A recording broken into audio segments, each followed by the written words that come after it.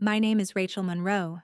I'm 34 years old, allergic to cheap perfume and entitled men, and currently I'm wearing a very expensive dress someone once called funeral chic. That's fitting. You'll understand why. You ever walk into a room and just know you're not supposed to be there? Not because you're uninvited, but because your presence makes everyone just a little twitchy. That's me. That's this story. It all started with an envelope I wasn't supposed to open. The kind of thick ivory wedding invitation printed with gold leaf initials and embossed edges, addressed in handwriting so aggressively elegant it felt like it had an attitude. You know the type. You can smell the wealth. But the real stink, it was the fact that I was invited at all. A reality check says, if I go, you'll be cooled for skipping this part. So before you sit back and listen, take a moment to like the video and subscribe to the Final Revenge channel, but only if you really like what I have to say here. Now get in the mood to listen to this story, because it could be the ultimate sweet revenge. The envelope had come on a Tuesday morning, delivered by hand. A young courier in an ill-fitted tuxedo handed it to me with a flourish, like I was supposed to tip him in gold coins. He grinned too hard. I didn't grin back. I didn't need to. I already knew who it was from. The Livingston family, old money, old wine, and old grudges. I'd spent nearly a decade managing their tangled web of estates, events, and secrets. They paid well and treated me like an appliance. Dependable, invisible, replaceable, and now apparently honorable enough to attend their golden boy Nathan's wedding. Nathan. 30-something, charming in a way that made you want to count your kidneys afterward. Blonde hair, bleached teeth, and the empathy of a cheese grater. He used to call me sweetheart like it was a slur. Once during a Christmas party, he mistook me for the coat check girl, despite the fact I'd been on 3 conference calls that week, setting up his inheritance clauses. And now he was marrying Clarissa Van Holt, a woman whose smile cost more than my car. My first instinct was to decline. I didn't need to sit through a day of pageantry and backhanded compliments. But something about that envelope stuck with me. Not the gold lettering. Not even the ridiculous wax seal, a lion devouring a rose who chooses that. No, it was the handwritten note inside from Nathan himself. Wouldn't be complete without you, Rachel. We owe you so much. A lie, yes, but an expensive one. And I've learned to follow expensive lies. The venue. A historic estate in upstate New York. Ironically, one I'd helped draft the deed for 7 years ago when the Livingstons acquired it through a silent auction. At the time, it was tangled in foreclosure, caught in a family trust dispute. I'd worked nights, redlining terms, slipping in clauses no one read except me. One of them, clause 17, stuck with me. Let's just say it was a firecracker clause. One that could turn an inheritance upside down if someone were bold or petty enough to read it aloud. Guess who was? But that's for later. Back to the envelope. I RSVP'd yes, much to my own surprise. Bought a plane ticket. Packed the black dress. The one with the slit and the sharp neckline that makes people reconsider your salary range. I didn't know exactly what I was walking into. But I had a hunch, and my hunches, they rarely miss. The morning of the flight, I made a copy of a particular file. A single-page deed signed by an increasingly senile grandmother, witnessed by 2 oblivious notaries. Clause 17 was right there, quiet and deadly. On the plane, I kept the copy folded inside a book. The actual deed was still in a fireproof box in my condo, but I didn't need it. I'd memorized the wording. It was one of those short sentences that changes everything. It had teeth. As I landed, I reminded myself, this wasn't revenge. Not yet. It was reconnaissance.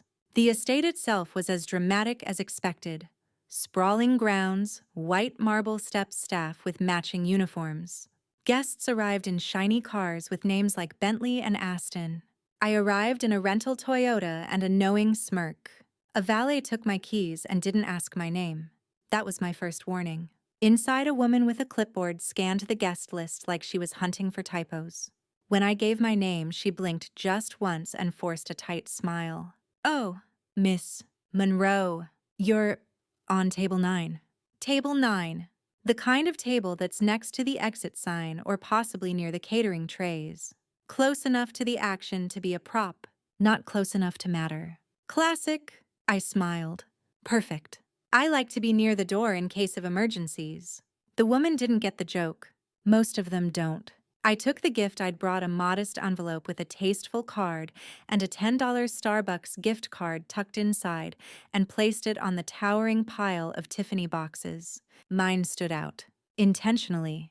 As I walked through the main hall past the chandeliers and the fake laughter, I thought back to the last time I'd seen Nathan. It was a year ago during a family dispute over a yacht. Yes, a yacht. He'd stormed into my office and accused me of favoring his cousin in the paperwork. I calmly reminded him I didn't favor anyone, I just followed the law. He called me just the help. That phrase, it stuck. Not because it hurt, but because it told me everything I needed to know about him. Now here I was, unwanted but unavoidable, and in my purse, a photocopy of something that could ruin his wedding. I wasn't planning on using it, yet. But you know how these things go. One wrong smirk, one wrong toast, one whispered insult too many. And you'll be amazed at how loud just the help can get when she's handed a microphone. Clarissa Van Holt's dressing room smelled like roses, hairspray, and entitlement. A thick, cloying perfume hung in the air, something French, probably discontinued, definitely suffocating.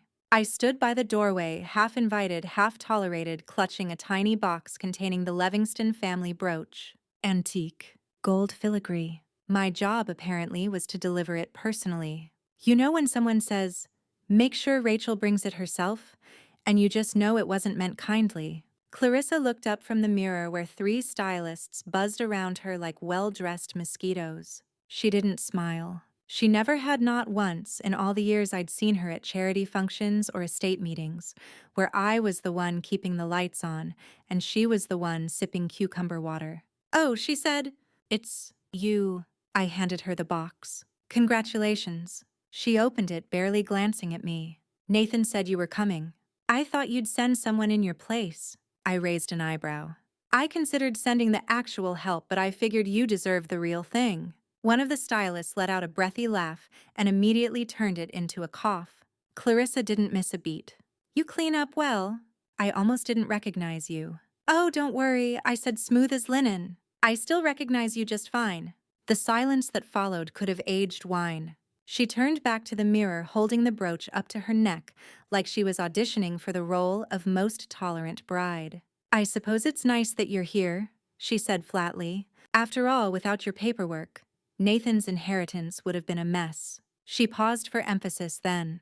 "But let's not pretend you're family." There it was. I smiled. The kind of smile that never touches your eyes. "Of course not. I'm just the woman who made sure the family didn't lose the East Vineyard in the divorce settlement." Clarissa blinked. She didn't remember that detail. Most of them never did. I stepped back. "Anyway, I'll see you at the ceremony. If you need anything, I'll be at table 9 next to the trash."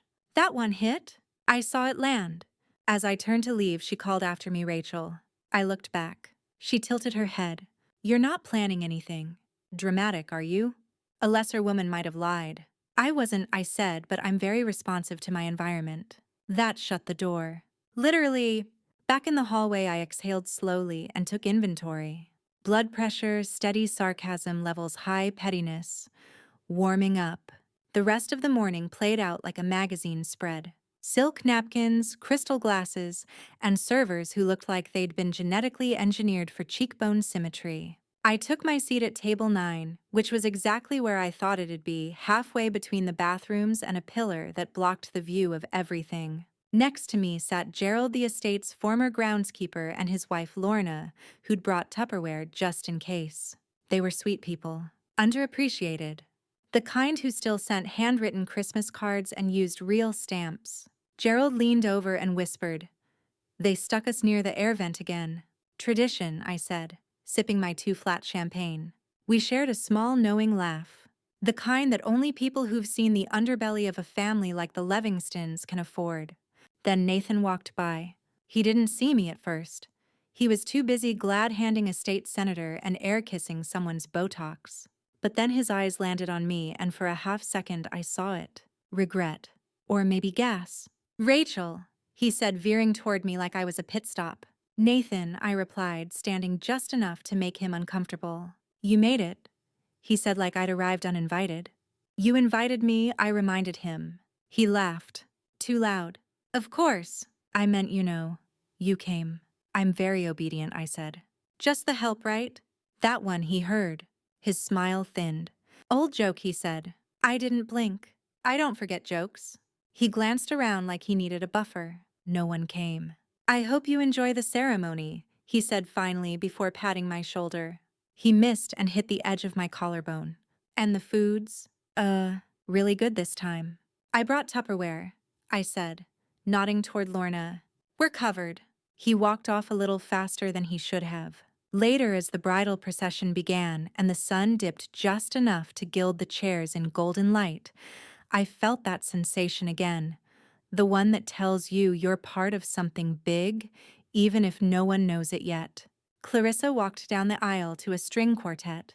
Nathan waited at the altar in a tux so tailored it could have doubled as armor. Everyone looked perfect. And all I could think about was Clause 17. I reached into my purse just to feel the paper. It was still there. Soft, folded, patient. I didn't plan to read it. Not yet. But like I said, I'm responsive to my environment. And something told me this wedding had a surprise coming. Table 9 had a centerpiece that was clearly an afterthought. Baby's breath stuffed in a mason jar wrapped with a ribbon someone probably recycled from last year's Easter brunch. But hey, at least we had chairs. One of them wobbled every time Gerald shifted his weight, making the water glasses tremble like they were scared of the main course. I didn't mind. I wasn't here for aesthetics. I was here for the slip-up. And wouldn't you know it, it came before the chicken did. Dinner had just begun. The waitstaff floated between tables in a synchronized ballet of politeness, and the couple had finished their first dance. Clarissa barely moved her shoulders. Nathan looked like he was doing yoga. He forgot the names for. I sat back sipping my wine, still stone-cold sober. Watching. Waiting. Then came the groom's toast. Nathan took the mic from the DJ with the confidence of a man who thought he could wing it because he once gave a TEDx talk on synergy. Ladies and gentlemen, he began, and I swear someone turned up the lighting just for him tonight isn't just about love, it's about legacy. I could already feel my blood pressure do a lazy eyebrow raise. We're standing on the shoulders of generations, he continued, pacing in that fake, spontaneous way. Our families, our histories, our homes. They all brought us here. A few claps, a polite hum of agreement, champagne refills. And I want to give a special thank you to all the people who helped make this day possible. Our vendors, our planners, our decorators, even the help who kept things running behind the scenes. Did he just? He did. Even the help. I saw Gerald stiffen. Lorna's mouth twitched. Across the room, a caterer dropped a fork. Nathan didn't notice. He kept going. People like that woman over there, Rachel Monroe, who's worked for my family forever. She's like a fixture at this point. Keeps the plumbing going, right? He laughed. I didn't. No one did. It was the kind of silence that made you feel cold, even in a room full of candelabras. He caught it. Then the shift. A hiccup in the air. But he was already too far in. Anyway, he chuckled awkwardly. Let's raise a glass to keeping the lights on. He raised his flute. A few people followed out of social obligation. I raised my water glass just so he'd see the ice cubes shake. When he sat back down, he avoided looking at me. Smart man. Too bad it was too late. I excused myself a few minutes later and made my way to the back hallway where the servers entered through swinging double doors. The noise was muffled here, just clinks, murmurs, and the low thrum of bad decisions. In my purse, the folded document suddenly felt heavier. I opened it. Clause 17. In the event that the beneficiary through marriage or merger seeks to assume full ownership of the Livingston estate, and said beneficiary publicly acknowledges the estate's staff as servile rather than contributive, the deed reverts to secondary trustee management for a period of no less than 12 years. In English, if Nathan called anyone just the help in public, especially someone like me, the estate went back into legal trust. Frozen assets, no access, no merger through marriage, no inheritance. It was dramatic. It was delicious. It was airtight. and it was drafted by me under full legal capacity with the matriarch's wrinkled little signature right at the bottom. They never noticed. Why would they? I was just the help. I folded the paper carefully and returned to my seat. Lorna looked up at me. You okay, hon? I'm thinking about dessert, I said. Didn't you say you're allergic to pistachio? I am, I smiled. But I'm not allergic to a mic. The DJ was spinning something jazzy and forgettable when the event coordinator took the stage, bright-eyed and visibly sweaty. Before we continue the evening, the couple wanted to invite someone very special to say a few words. She's worked behind the scenes for years, and today, she's here as a guest, which we just love. Rachel Monroe, come on up. There it was. Not planned, not rehearsed, but there it was. I stood slowly, took a breath, smoothed my dress like I was wiping fingerprints off a trigger. As I walked to the stage, Nathan's eyes followed me, wide, uncertain. Clarissa didn't even try to hide her frown. The mic was warm in my hand.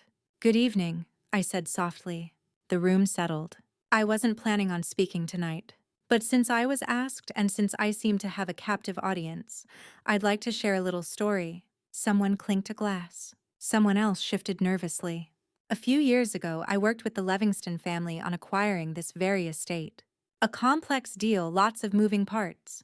But we got it done. At the time, the matriarch asked me to add a clause just in case the future got messy. I took the paper from my purse. And tonight? Well, I think it qualifies. I opened it slowly for effect. This is a legally binding clause. It reads, quote, "In the event the beneficiary publicly acknowledges the estate's staff as servile rather than contributive," someone gasped.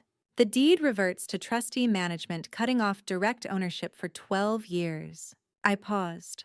That means no merger, no inheritance, no access. I looked straight at Nathan. And Nathan, you really shouldn't have called me just the help. The silence hit hard. Not the gentle kind that cushions a pause, but the kind that breaks glasses metaphorically, though someone did drop a fork again. Always with the forks. Nathan's face morphed in real time like a slow buffering video. Confusion, panic, anger, panic again. He looked at Clarissa, who looked at me like I'd spit in her champagne. Wait, what the hell are you talking about? Nathan said, standing up so quickly his chair screeched back. I didn't flinch. I held the paper like it was a newborn and a loaded gun all at once. I'm talking about Clause 17, I said calmly. The one no one read. The one your grandmother insisted on before she transferred ownership of this place to you, because she believed in the dignity of labor unlike some of her descendants. Lorna gasped like she'd just realized she'd been sitting on winning lottery numbers. Clarissa stood now too. Her veil caught on her shoulder and tilted sideways, making her look like a very expensive cupcake toppling over. Nathan, she hissed. Did you know about this? Nathan was already walking toward me. Rachel, he said, teeth clenched in a smile that had officially expired. You're making a scene. Oh, sweetheart, I said. If I wanted to make a scene, I'd flip this mic and start reading your tax shelters out loud. He reached for the paper. I stepped back. Try me, I warned. From the crowd, someone muttered, What's clause 17? And like dominoes, voices started rising. He can't inherit now.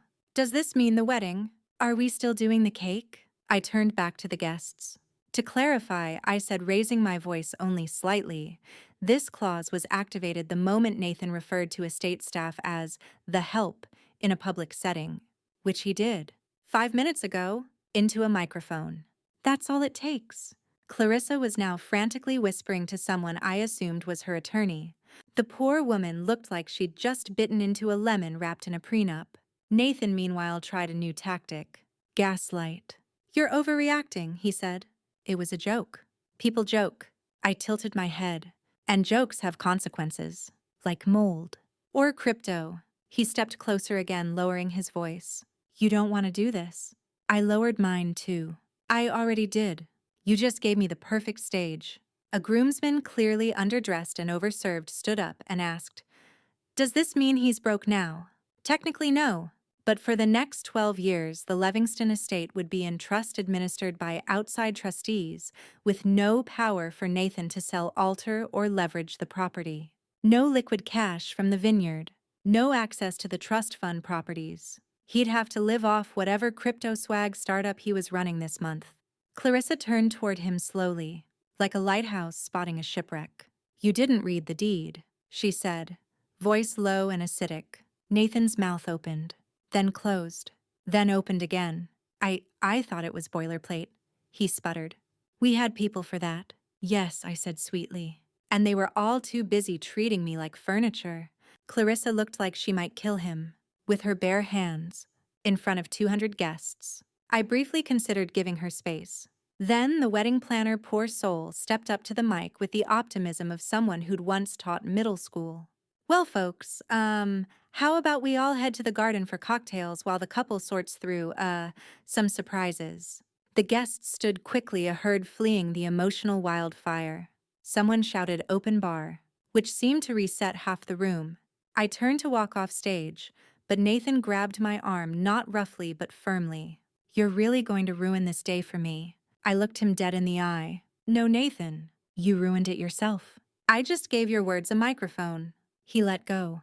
Clarissa didn't follow him. Instead, she stepped in front of me, that veil still hanging at a sad diagonal. Why now? She asked, not angry anymore, just raw. Why'd you wait until today? I paused. Because today everyone was watching, and I needed them to see. Her jaw clenched. You really think this makes you the good guy? I gave a small shrug. No, but I'm not the villain either. I'm just the footnote you forgot to read. I left her there alone in lace as the staff behind me quietly applauded. Gerald gave me a little salute. Lorna wiped a tear, muttered, "Damn right," and opened her Tupperware. Outside in the cool twilight of the garden, a jazz trio played like nothing had exploded. I exhaled. It was done. But the fallout? Oh, that was just getting started. By the time I made it to the garden, the energy had shifted from wedding glee to crisis management with canapes. Guests sipped nervously, watching the main house like it was on fire. Socially, it kind of was. A few whispered to each other, clutching drinks a little tighter, casting glances over their shoulders like I might read another clause out loud at any moment. I didn't need to. Clause 17 had done its work. It didn't just cut Nathan off from the estate.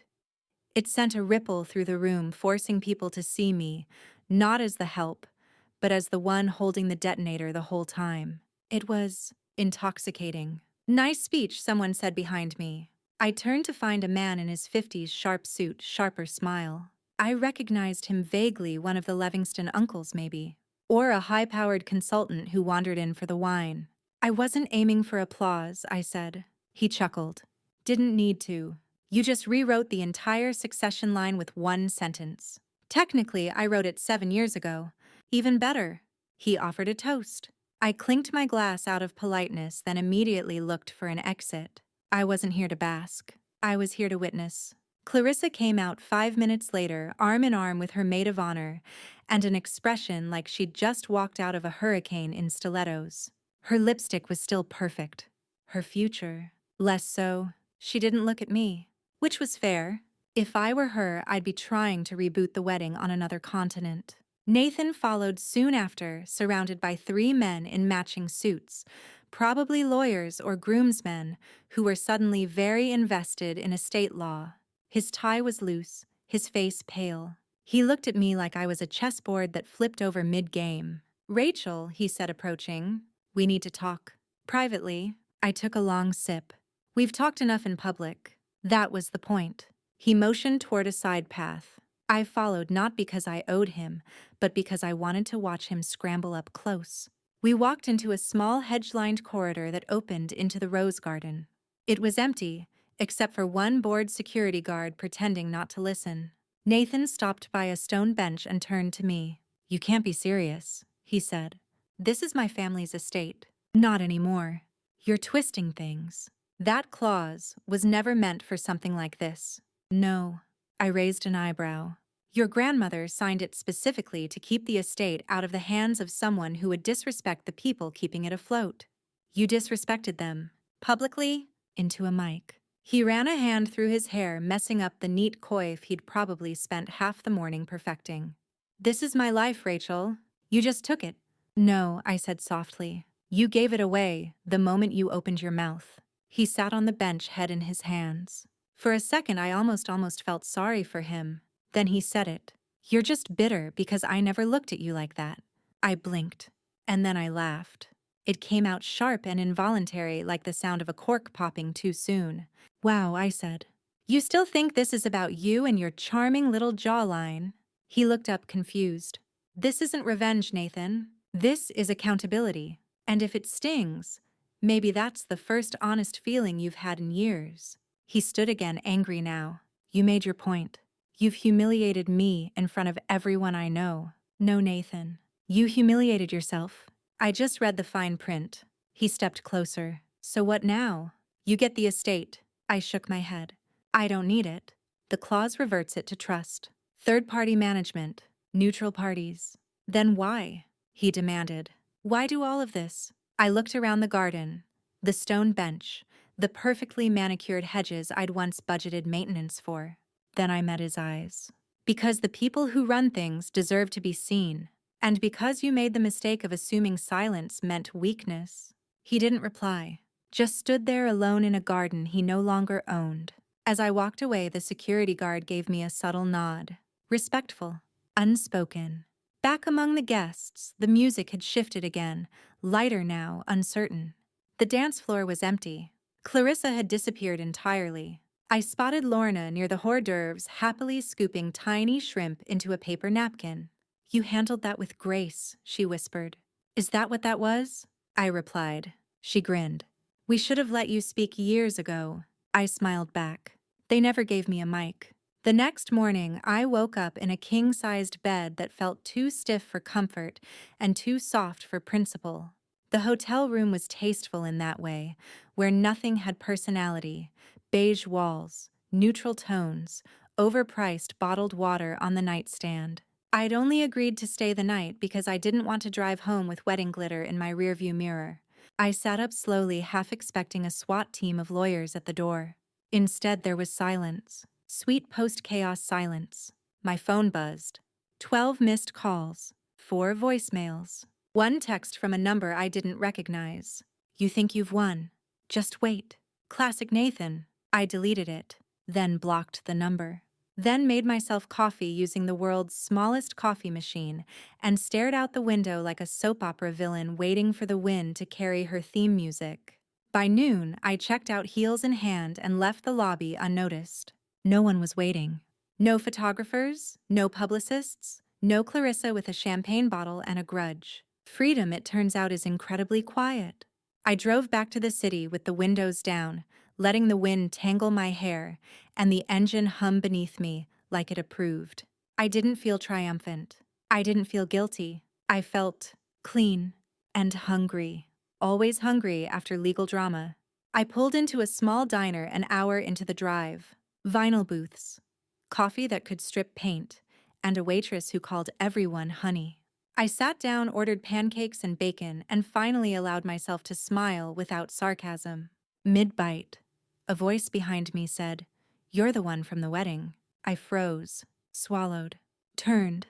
It was one of the younger Livingston cousins. Sasha, I think. 25, perpetually tan, addicted to protein shakes and passive aggression. She slid into the booth across from me, uninvited. Interesting move yesterday, she said, opening her menu like it wasn't weird to track someone down to a highway diner. You want breakfast or a monologue? I asked. She smiled like we were frenemies in a sitcom. I want to know what you're playing at. I already played it. You were there. Table 6 next to the swan ice sculpture. She didn't laugh. You made Nathan look weak. He did that himself. Now the whole estate's locked up. Yes. For 12 years. I sipped my coffee. Yes. She closed the menu. You know what's funny? You probably think you're the only one who knows where the bodies are buried. But you're not. That got my attention. I leaned forward. Is that a threat or an invitation? Both, she said. Nathan's an idiot. We all know it. But some of us have other plans. Now I laughed. What you gonna dig up, Clause 18? Her face twitched. Oh, so she had read the documents. Clause 18 was real. But unlike 17, it was buried so deep in Appendix C, it looked like boilerplate legal fluff. It wasn't. It was worse. It stipulated that if any direct descendant attempted to override Clause 17 through manipulation or undue influence, the entire estate would be placed under external arbitration and potentially liquidated. Be careful, I said. You might trigger the nuclear option. Sasha smoothed her blazer dress and dropped 2 words before walking out. Game on. I didn't finish my pancakes.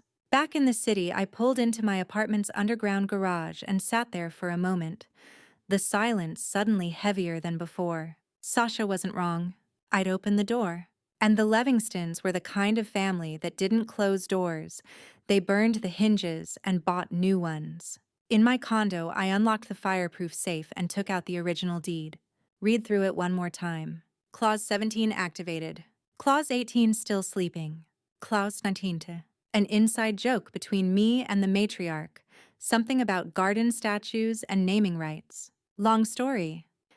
I placed the deed back into its velvet folder, shut the safe, and poured myself a glass of red wine from the bottle I'd been saving. Not for a celebration. For the moment after. I sat by the window looking out over the skyline and wondered how many other families had someone like me, someone they underestimated, called by the wrong name, skipped over in toasts, laughed at in hallways. Probably more than you'd think. I didn't burn the Livingstons down. I just flicked a match near their gas leak. 3 days passed. The news hit like a champagne cork to the face. Livingston Estate placed under legal lock read the headlines. Some outlets called it a clerical dispute. Others said dramatic wedding interruption leads to multi-million-dollar freeze. One anonymous quote from a guest simply read, "She just read it out loud." Like she'd been waiting her whole life. I hadn't, not my whole life, just the last 7 years. Emails flooded in from law offices, property managers, old colleagues who'd ghosted me the minute my name stopped appearing in the Livingston newsletters. My inbox sounded like applause and knives. Then came the letters. One was typed, cold, from the Livingston legal team. It requested a clarifying meeting regarding the scope and intent of Clause 17. I almost framed it. The second was handwritten, from the matriarch herself. It arrived by courier. Cream envelope. No return address. Her handwriting looked like it had been taught by a nun with a steel ruler. Rachel, it began. I assume, given recent events, that Clause 17 has served its purpose. Let me say, as the woman who once called you too clever for your salary, I'm proud of your timing. You waited until he showed his teeth. You were right to do so. She ended it with a postscript. Clause 19 is still yours. Don't forget. I didn't. Clause 19. Upon breach of Clause 17, Rachel Monroe shall have full curatorship rights to the Livingston Archive until the conclusion of arbitration. Translation: the family secrets, every ledger, every will, every backdoor deal stored in the estate's private library were now under my control. I didn't just kill their access. I inherited their memory. I scheduled my visit for a Wednesday morning. The estate was surrounded by temporary security. Now, not because anyone was rioting. No one riots in Kashmir, but because the family didn't trust each other, or the trustees, or the help. Irony. The butler who greeted me was new. Fresh face, fresh suit, fresh suspicion. I'm here to access the archive, I said, handing over the letter. He read it 3 times, called someone, waited, then stepped aside like I was royalty or radioactive. The archive was buried 2 floors below the main house, stone-walled, temperature-controlled, more secrets per square foot than a politician's inbox. I walked down the spiral staircase slowly, my heels clicking like punctuation marks. The room hadn't changed. Same walnut shelves, same silver label boxes, same oil painting of the founder looking like he wanted to tax your inheritance personally. I opened the first cabinet. Deeds, ledgers, contracts. But what I was looking for, personal correspondences, memos, the whispers behind the wallpaper. That's where the real rot hides. 3 hours in, I found something interesting. A letter from Clarissa dated 6 months before the wedding, addressed not to Nathan but to his older cousin Julian. If things go wrong, you'll know what to do. It read. Remember, Nathan was never supposed to be the one. Plot twist. Julian quiet, polite, the family's fallback heir. The one they sent to ribbon cuttings and never let near a balance sheet. Interesting. I kept reading. Over the next week, I visited the archive twice more, pulled everything on Julian, cross-referenced family investments, tracked who signed what and when. There was a pattern. Clarissa had been playing a longer game. The wedding had been her attempt to force the estate's control through marriage, not love. And if that failed well, there was Clause 18. Trigger arbitration, collapse the estate, rebuild it through Julian. She didn't just want Nathan out. She wanted the whole board cleared. Smart. Cold. Classic Van Holt. But there was a problem. Clause 18 only activated if someone tried to override Clause 17. And as far as I could tell, Clarissa was already working on it. Friday night, I got a call from a restricted number. I let it ring 3 times before answering. Rachel Monroe, I said. A pause. Then, Miss Monroe, this is Deborah Knapp representing Clarissa Van Holt. We'd like to offer a settlement in advance of arbitration. I smiled even though she couldn't see it. I haven't filed for arbitration. No, but we believe you've considered it. What makes you believe that? Another pause. Then carefully. Because if you haven't, someone else might. Bingo. I leaned back in my chair. I appreciate the warning, Ms. Knapp, but I suggest you remind your client that any attempt to override Clause 17 through backdoor channels will trigger Clause 18, which would harm everyone involved, she said. Exactly, I replied. Some lessons need to be expensive. She didn't argue. Do you have a counteroffer? She asked. I looked out at the city skyline, one hand on the velvet folder beside me. Not yet, I said. But keep the line open. I like seeing how people behave when they think they're winning. And I hung up. The next few days felt like waiting for a chess opponent to move, except the board was made of glass and everyone was pretending it was a dinner party. Nothing official happened. No subuenas. No press releases. But you could feel the gears grinding behind the scenes. That's the thing about rich families with too many lawyers. They don't run, they maneuver. I spent the time cataloging everything in the archive. I didn't have to, but I wanted to. There was a satisfaction in knowing their skeletons better than they did. And the archive, it was full of them. One afternoon I found a box marked Van Holt. Early correspondence. I opened it and pulled out a stack of neatly bundled letters. The ink was faded, the paper crisp, and on the third envelope dated 1994 was a name I didn't expect. Clarissa, age 10. The handwriting was loopy and childish, addressed to a boy named Julian. I sat down. Dear Julian, it began when I marry someone rich. I'll let you live in the East Wing. We'll make our own rules, and no one will ever tell us what to do. I laughed, out loud. 10-year-old Clarissa was already planning real estate arrangements. Some kids draw ponies. She was sketching out property control. The letters continued. Through middle school, high school, college, all addressed to Julian. All full of plans, complaints, dreams. And then the shift, subtle but sharp. Nathan's not that smart, she wrote in one, but he'll inherit everything if we don't act fast. This was over a decade ago. She'd been planning her wedding before Nathan even had chest hair. The next envelope held a photo, Clarissa and Julian dressed for some debutante gala, standing too close for cousins. Her hand was on his chest. Okay, that explained the tension. I filed everything under "oh no they didn't" and moved on. That night I got a visitor. No call, no warning, just a knock on the door at 9:42 p.m. I peeked through the peephole and blinked. Julian. He looked exhausted. Creased shirt, dark circles under his eyes, holding a bottle of scotch like a peace treaty. I opened the door halfway. Lost? I asked. He held up the bottle. Can I come in? I considered, then stepped aside. He walked in like he was afraid the floor might bite. Sat on the edge of the couch like a guest on trial. I assume you've read the letters, he said. Which ones? I said. The ones from childhood, or the ones where you two plotted a reverse estate coup. He sighed. She always did love a plan. Does she know you're here? He hesitated. No, but I think she suspects I'm not as on board as she hoped. I poured myself a glass of water. So what do you want? He stared into the scotch, swirling it like it held answers. I want out, he said. Of all of it? That's rich, I said, folding my arms. Literally, I mean it, he said. Clarissa's already contacting private arbitrators. She's trying to reinterpret the clause language, arguing public shaming wasn't legally sufficient activation. I raised an eyebrow. She's going to argue the help was affectionate. She's creative. I sat down across from him. Why are you telling me this? Because I don't want Clause 18 triggered. If she pushes too far, you'll file for arbitration. And if that happens, the estate's value will be decimated. Everything gets sold. All of it. The vineyards, the lake house, even the stupid silver statue in the garden. Good. He leaned forward. No, Rachel, not good. Not for the staff. Not for the charities. Not for the tenants on the properties who rely on those resources. That gave me pause. He wasn't wrong. Clause 18 was a nuke. It didn't just hit the family, it hit everyone within their financial orbit. I studied him for a long moment. You're the fallback plan, I said.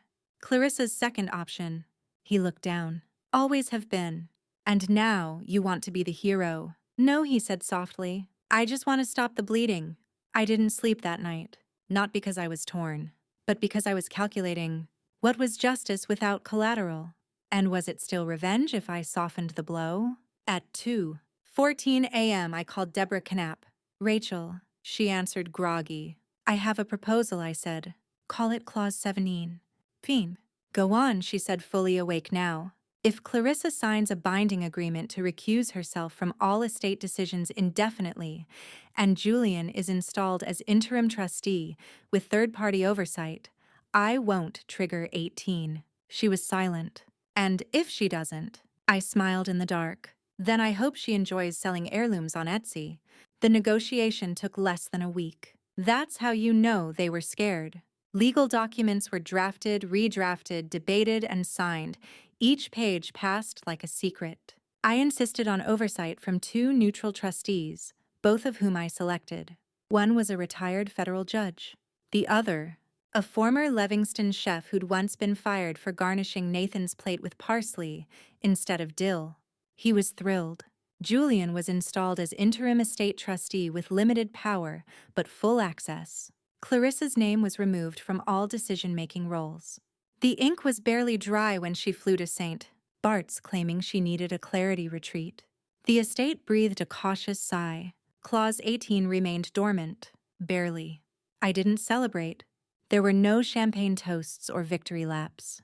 Just a quiet morning, a second cup of coffee, and the satisfying weight of an agreement that said in legalese, Rachel was right, and they all knew it. But something still itched at the back of my mind. Something Julian had said. She always did love a plan, and Clarissa didn't fold easily. So I checked. I started with the archive. Cross-referenced internal memos, offshore holdings, and a few encrypted email trails I'd flagged months earlier. I found a document filed under CVH long-term diversions. It was a shell company. 2, actually. Both incorporated in Delaware. Both tied barely to an old estate that had recently been acquired by a Van Holt cousin. A vineyard. Small, remote, independent. Except it wasn't. The property had been financed through trust-backed funds routed from the Livingston accounts before Clause 17 took effect. Meaning Clarissa had moved assets while smiling in her bridal gown. Sneaky, but not invisible. I took the file straight to the new trustees. It took them less than 48 hours to trace it. The vineyard, the staffing, the hidden ownership transfer, everything. Clarissa had siphoned funds and started building her own empire just in case the wedding went south. She was planning to recreate the Livingston machine under a different name. That vineyard. It was supposed to be the next estate.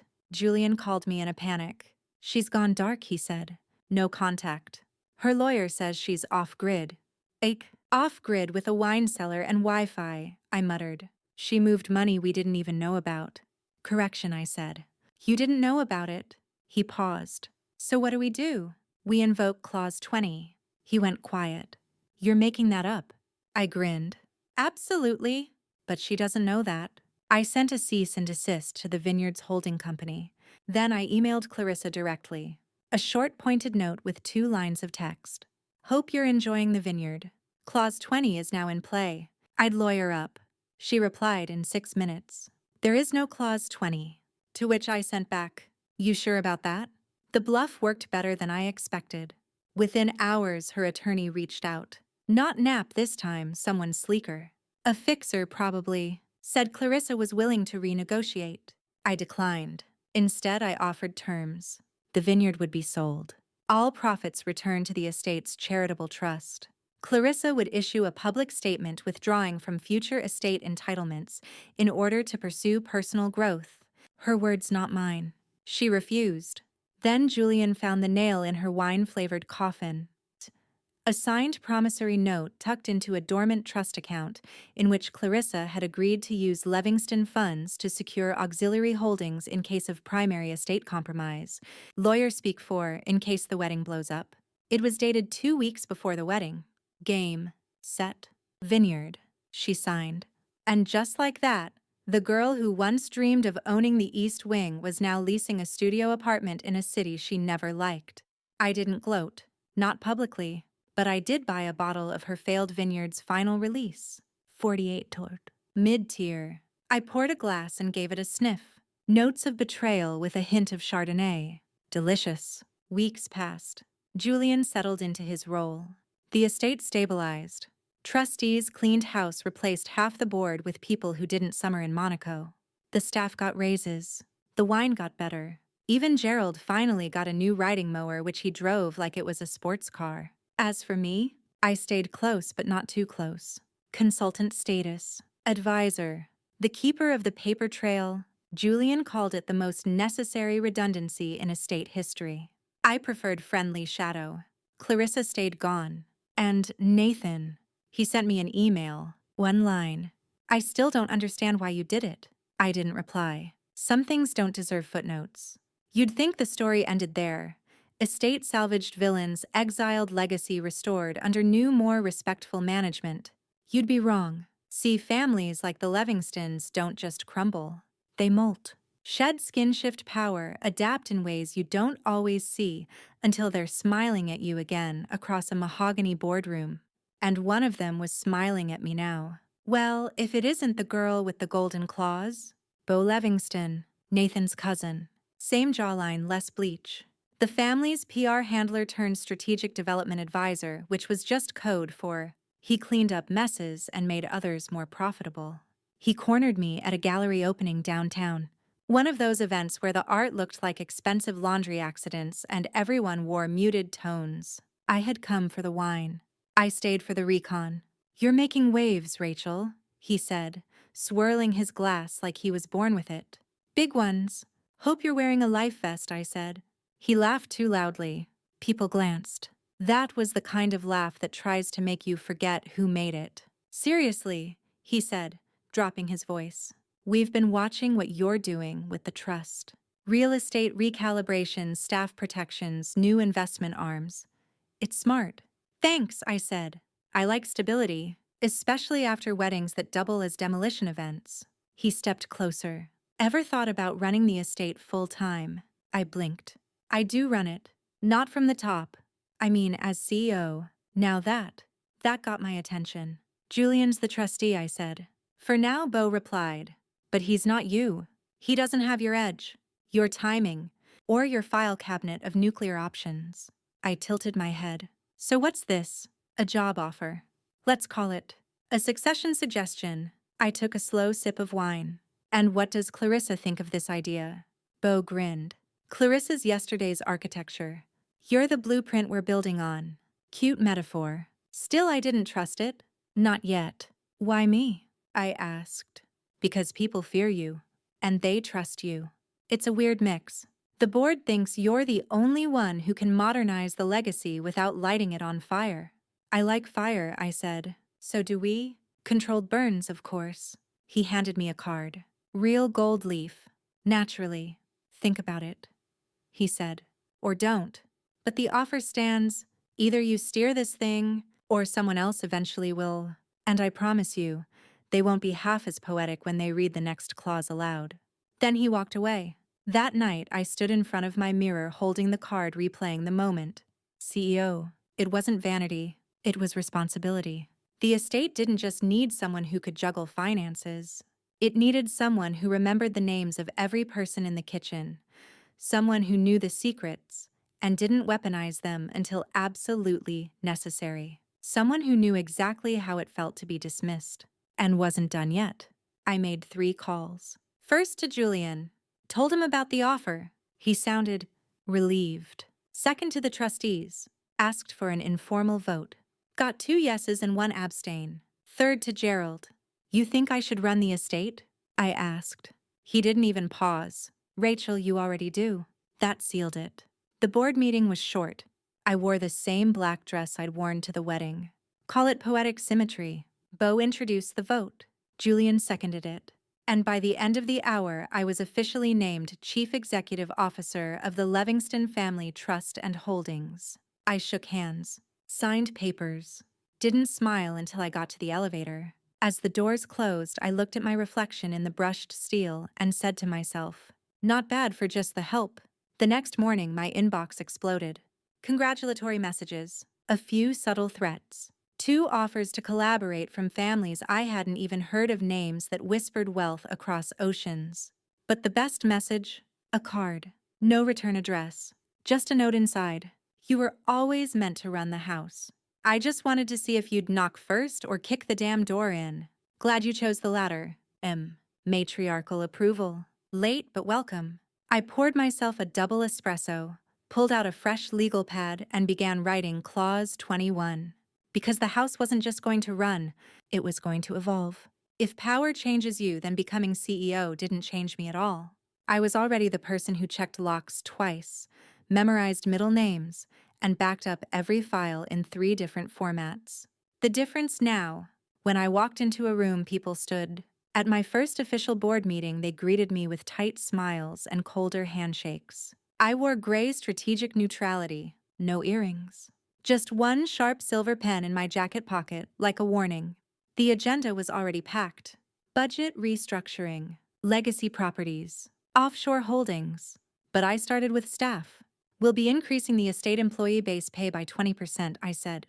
Effective immediately. One of the older board members blinked hard. That's not sustainable. Neither is another clause. 17, I replied. Beau smiled in the corner. Not because he approved, because he saw it coming. Next item, I said. The library. Clarissa had tried to turn it into a wine lounge. I vetoed that. The archive is being digitized, I told them. We're preserving every document, every memo, every scribble, because history matters, especially when it's been repeatedly weaponized. They voted unanimously. The project was greenlit in under 5 minutes. Funny what authority does to a timeline. Later that week, I walked the estate grounds. New landscaping. Fresh gravel. The statue of the founder had been power washed so aggressively he looked startled. Gerald waved from the east field, riding his brand new mower like a man who'd survived multiple budget cuts and now owned the horizon. Lorna ran the estate kitchen now. Her first act was banning foam on any soup. Her second was installing a suggestion box labeled Real Talk. I dropped a note in it. More blackberry tart. Less Nathan. She'd know it was me. As I rounded the corner of the guest house, I found Julian waiting by the pond. He looked better, lighter. His tie was gone. His shoes suede and confident. You're settling in, he said. So are you, I replied. He skipped a stone. They listen to you. They have to. I know where the ledgers are buried. Still, he said, you could have walked away. After Clause 17, after the vineyard, after Clarissa fled, I thought about that. About the night I first read the clause out loud. The weight of the mic in my hand, the sound of the room inhaling as one. I could have, I said, but then who would have archived your prom photos? He laughed. We watched the water ripple for a while. He didn't ask what was next. That's why I liked him. He knew better. That evening I sat in the old study, the room Clarissa once tried to turn into a glam lounge. I had the desk to myself now. I pulled out a black folder and wrote the heading. Future protections. Inside I drafted new clauses. No financial decisions without 2 external sign-offs. No unmonitored mergers, especially via marriage. No mic to be handed to anyone named Nathan, ever. Then I wrote one more, Clause 22. In the event the estate attempts to re-forget its roots, all primary control shall revert to the staff, until further notice. Beau called it performative. I called it a fire alarm behind glass. The next few weeks blurred into meetings, restorations, and legacy planning. I hired a therapist on retainer for the staff, instituted a wellness stipend, installed security cameras facing the boardroom, not the gates. Then came the gala. The new gala, Megala, not held at the estate but at a repurposed textile factory downtown. Exposed brick, string lights, no dress code, just decency. The guest list included donors, former staff, even Nathan, though he never RSVP'd. I stood under the warm lighting glass in hand, looking out at the crowd. It wasn't elegant. It was alive. Beau approached this time without an entourage. "You've rebranded the family," he said, "into something radical." I smiled. Radical is just what tradition calls integrity when it forgets what it looks like. He handed me a folder. "Your official salary contract." I opened it. "Read it." Folded it shut. "Double it," I said, "and send the difference to the Clarissa Van Holt Accountability Scholarship." He laughed. "I mean it," I added, and he stopped laughing. I was 3 months into the new position when the press came knocking again. This time they didn't want scandal. They wanted a quote. A glowing feature in a national magazine had started it. "The woman who outlawed a dynasty," complete with a photo of me standing in front of the estate gates, arms crossed, sun low behind me. It wasn't posed. Gerald had snapped it during my lunch break while I was lecturing the new grounds team about pruning hydrangeas. It went viral anyway. After that came the interviews, the speaking invitations, the LinkedIn messages with too many exclamation points. Everyone wanted the playbook for revenge that looked like reform. They thought it was a TED Talk. It wasn't. It was survival. A quiet knock on my office door interrupted one such interview request. I looked up to find Sasha. Yes, that's Sasha. Protein shake Sasha. Passive-aggressive statement dressed as questions Sasha. But she looked different now. Less high ponytail, more human. "I was hoping you'd have 5 minutes," she said. I gestured to the chair. She sat clutching a leather folder that probably cost more than my first car. "I wanted to talk about the West property," she began. I raised an eyebrow. "The summer compound." She nodded. "It's being underutilized. I've been working with some developers on a proposal. High-end retreat. Artists, writers, researchers. Nothing gaudy. Just legacy reimagined." I waited. "I'm not asking for permission," she clarified, catching my silence. "I'm asking if you'll help write the terms." Now that was unexpected. I leaned forward. "You know, this estate once tried to evict its own librarian for owning a Prius." "I know," she said, "but things change." "Only if people do," I replied. Sasha set the folder down. "I'm not Clarissa. I'm not Nathan. I get it now. You're not here because you wanted revenge. You're here because you never forgot who kept the lights on." I nodded slowly. "Send me the draft," I said. "We'll clause it together." Later that evening, I visited the archive. Alone. The digitization process was almost done. Boxes were disappearing as hard drives filled. But I still liked the dust. The feel of old paper. The smell of ink that knew too much. I walked past the cabinet marked Estate Transitions and stopped by one I hadn't opened in a while. Staff Testimonials, 1995-2010. I pulled a file. Inside were handwritten notes from people long gone. Maids, drivers, gardeners, cooks. Each had been asked once to describe the estate in a single word. Some wrote cold, others prestigious, a few unforgiving. Only one caught my breath. A housekeeper named Elna. Worked 38 years, retired before I ever arrived. Her word, resilient. Underneath she'd scribbled, "Because even stone remembers who swept it." I closed the file and held it for a moment. Then I added my own note. 2025. Rachel Monroe. Word, scene. Outside the estate was quiet. The kind of hush that meant peace, not neglect. Clarissa was still radio silent. Last I heard, she'd bought a bookshop in Lisbon and was living in an apartment above it with too many cats and too few mirrors. Nathan had started a podcast. He'd titled it Legacy Rebooted and spent most of his episodes apologizing to anyone who felt unseen. His voice still carried the charm of a con man reading cue cards. But hey, growth. Julian stayed on as co-trustee. He'd found a rhythm, especially now that he wasn't being used as a human contingency plan. As for me, I slept fine. I walked the estate every week. I sent birthday cards to the kitchen staff. I knew the new groundskeeper's kids by name. And I kept a copy of the deed framed on my office wall, not out of pride. Out of reminder. I didn't get here because I was ruthless. I got here because I was ignored. And the moment I spoke, they had to listen. The thing about power is that it doesn't whisper, it echoes. 6 months after I took over, I got an invitation from the Van Holts. Yes, those Van Holts. Clarissa's family. The East Coast branch with more ivy on their buildings than in the entire Ivy League. It was for a fundraiser. Climate-conscious wealth redistribution through art. I kid you not. I read the invitation 3 times. The envelope was made from recycled linen. The RSVP came with a QR code and a quote from Nietzsche. Julian, reading over my shoulder, said, "Sounds like a trap." I smiled. Sounds like Thursday. So I went. The fundraiser was held in a rebranded cathedral in Manhattan. Stained glass techno music and cocktail trays carried by models who looked genetically averse to carbs. I wore black again. It was becoming a thing. Clarissa wasn't there, but her mother was.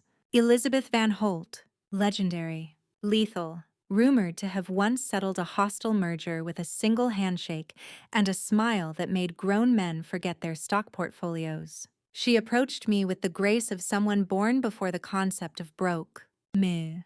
"Monroe," she said, holding out a hand. "You've made quite the impression."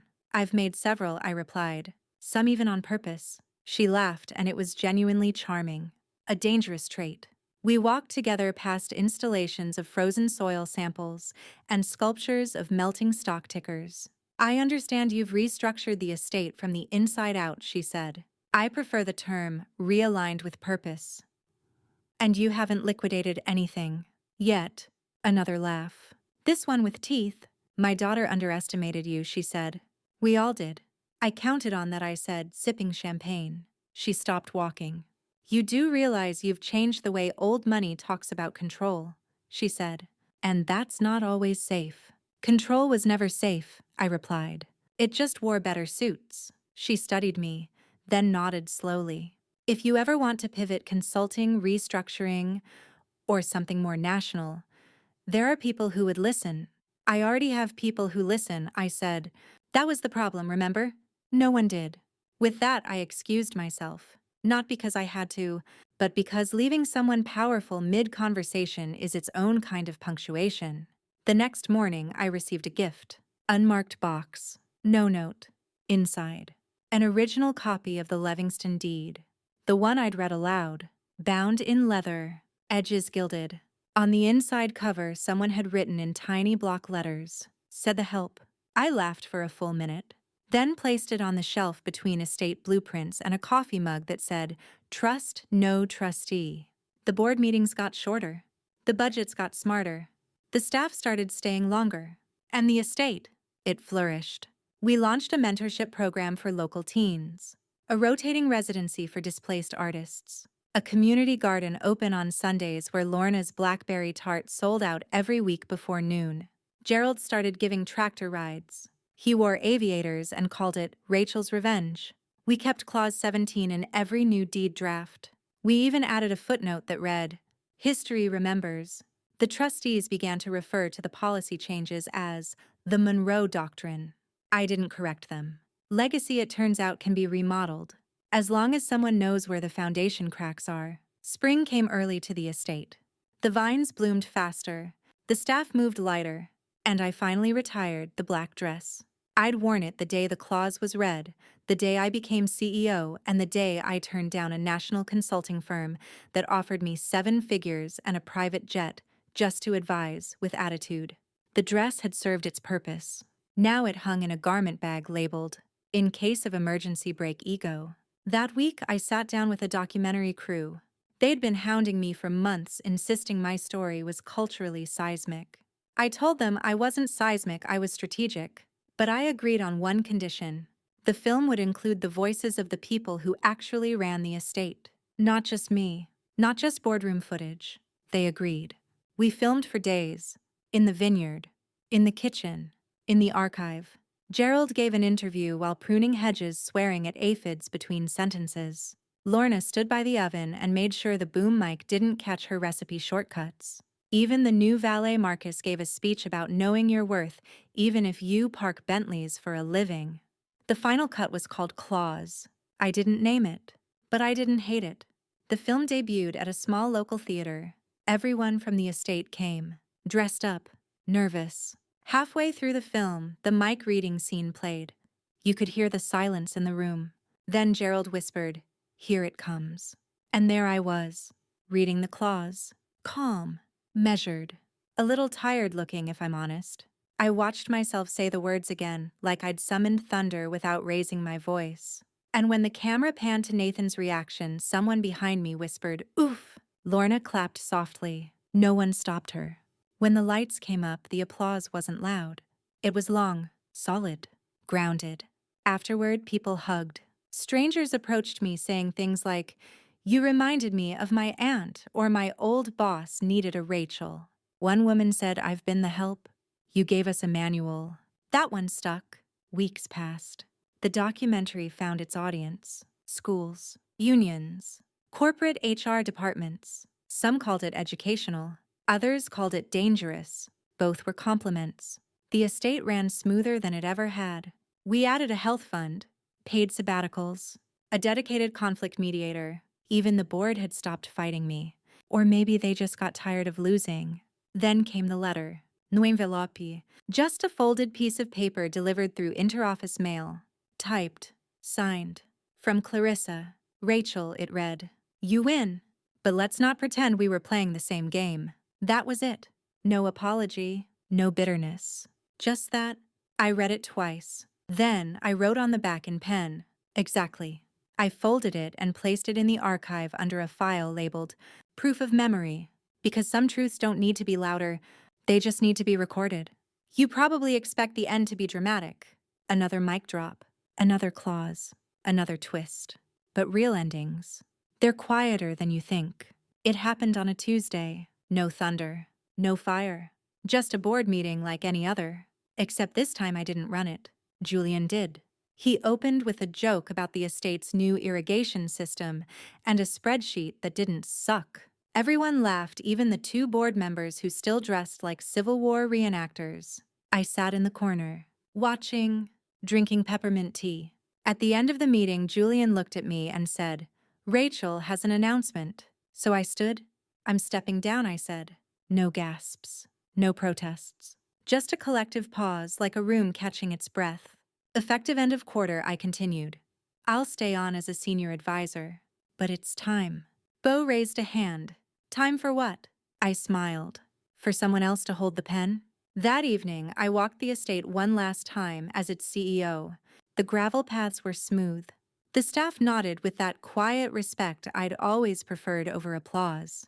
In the kitchen, Lorna handed me a slice of blackberry tart wrapped in foil. "Leaving, huh?" she said.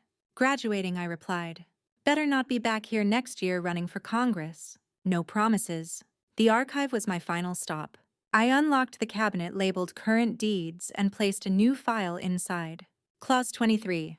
The estate shall never forget who it nearly became and who helped it remember. Then I closed the drawer, locked it, and left the key on top. I spent the next few months consulting, traveling, eating bread in countries where I couldn't pronounce the cheese. Occasionally, someone would recognize me. "Hey, aren't you the wedding woman?" Once in Paris, someone asked if I was La Dame du Contrat. I always smiled. Maybe the estate moved on as it should. New hands. Same heart. Julian ran it well. Sasha took over the creative fund. Even Gerald finally agreed to retire, if you can call yelling at Rose's retirement. And me. I started a foundation. For whistleblowers, workers, the help. We called it Clause 1. Because before any legacy matters, someone has to say, "I was there. I saw everything. And I matter." And they do. Every damn time. So that's it. That's the whole tale. Quiet beginnings, loud middles, and an ending you might have missed if you blinked too fast. But don't worry. I didn't blink. It started with a wedding and a whisper. With someone calling me just the help. Forgetting that people like me keep the walls from cracking and the roofs from caving in. And it ended with a clause. 17 little lines that reminded everyone that underestimating someone isn't just rude, it's risky. I didn't want revenge. I wanted recognition. But sometimes those two wear the same shoes. And when I got the mic, just once, I didn't shout. I read. Calmly. Clearly. Like someone who'd spent years being spoken over and finally decided to narrate. They listened. They had to. I became what they feared. The remembered one. The one with the paper trail. The one who turned inheritance into accountability. But I didn't stay. I handed the keys to someone who knew how not to fumble them. I walked off the estate not because I was finished, but because the lesson had landed. Revenge isn't always fire and fury. Sometimes it's paperwork. Sometimes it's the quiet satisfaction of watching a family rebuild itself with better bricks. Sometimes it's a tart wrapped in foil passed hand to hand with a wink. And if you ever find yourself at the bottom of the seating chart, just remember, every clause starts with a name. Make sure they spell yours right.